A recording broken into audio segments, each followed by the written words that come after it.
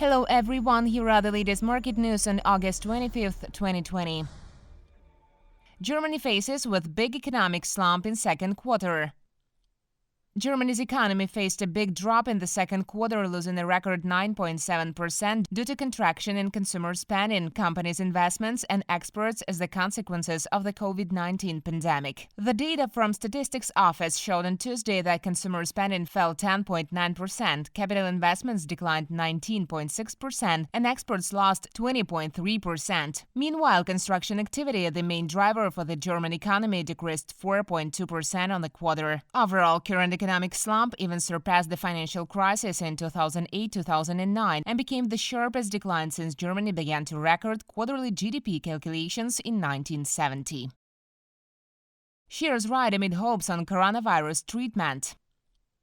Global stock markets mostly rose on Tuesday amid hopes on coverage the potential COVID-19 vaccine and taking the coronavirus pandemic under control. Investors are also awaiting this year's economic policy symposium by U.S. Federal Reserve later this week. In Asia, Japan's Nikkei 225 climbed 1.8% and Chinese Shenzhen Composite added 0.2%, while South Korea's Kospi and Australia's S&P ASX 200 gained 1.4% and 0.4%. Hong Kong's Hang Seng and Shanghai Composite declined 0.4% and 0.2% respectively. On Wall Street, the S&P 500 rose 1%, while the Dow Jones Industrial Average climbed 1.4%. The high-tech benchmark Nasdaq Composite also increased, adding 0.6%. China and U.S. are committed to Phase 1 trade deal.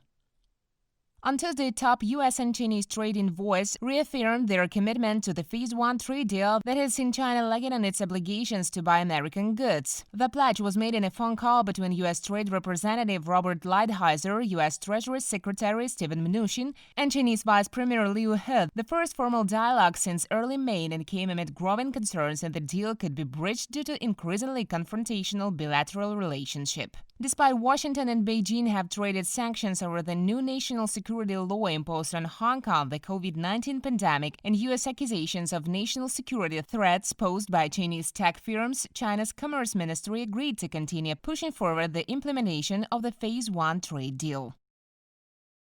Aviva buys osisoft to increase its market share.